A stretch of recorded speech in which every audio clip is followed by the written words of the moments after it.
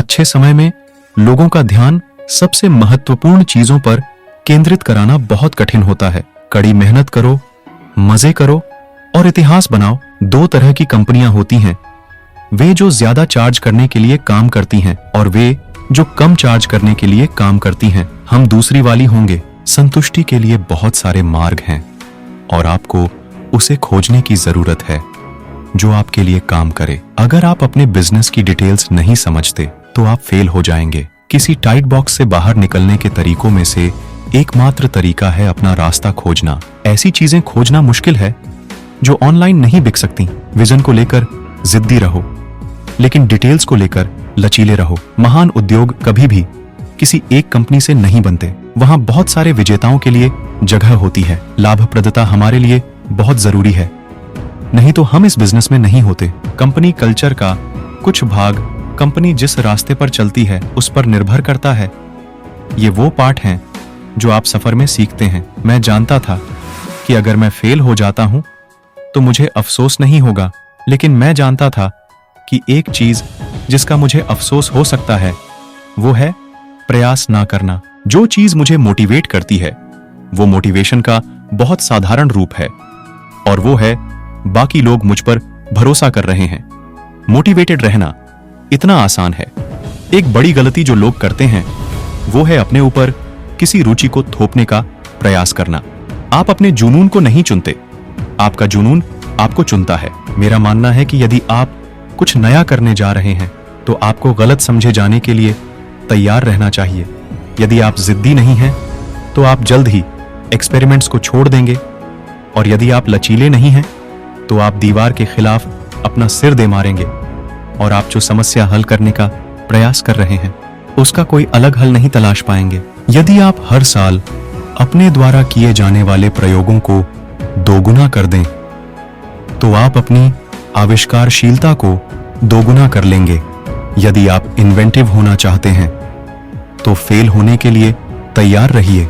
Amazon में हमारे पास 3 बड़े आइडियाज थे जिनसे हम पिछले 18 साल से चिपके हुए हैं और वे ही हमारी सफलता के कारण हैं।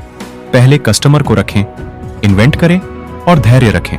सबसे अच्छी कस्टमर सर्विस वो है जब कस्टमर को आपको कॉल करने की जरूरत ना पड़े, आपसे बात करने की जरूरत ना पड़े, बस काम चलता रहे। अगर आप कॉम्पिटिटर फोकस्ड हैं तो आपको तब तक वेट करना पड़ेगा जब तक कॉम्पिटिटर कुछ करे ना। कस्टमर पर फोकस्ड होना आपको अग्रणी बनाता है। अगर आपका कस्टमर बेस आपके साथ उम्र दराज हो रहा है तब अंततः आप अप्रचलित या अप्रासंगिक हो जाएंगे।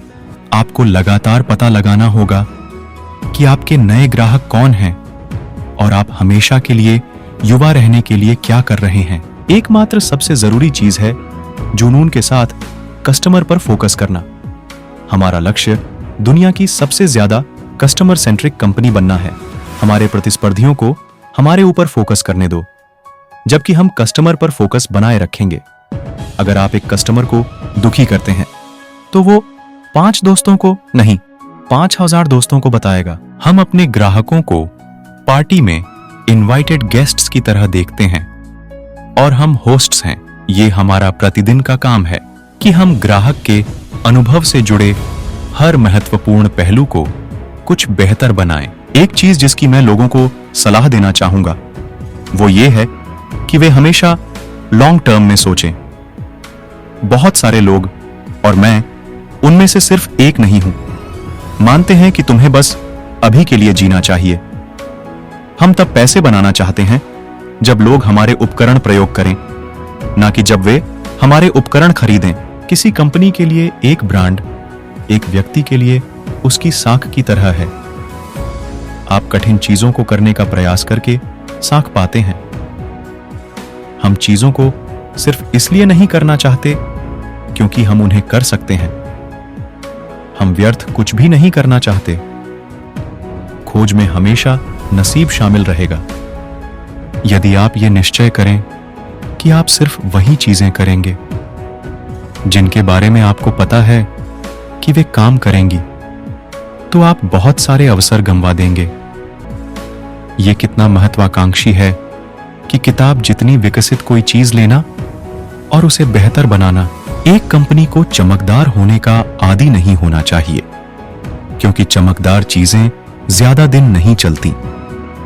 तथ्य आधारित फैसलों के बारे में सबसे अच्छी बात यह है कि वे हायरार्की को नहीं मानते हैं। आपका ब्रांड वो है जो आपके बारे में लोग तब कहते हैं जब आप रूम में नहीं हैं। हमारा दृष्टिकोण है कि हम अधिक बेच पाएंगे यदि हम लोगों को खरीदारी के निर्णय में मदद करें।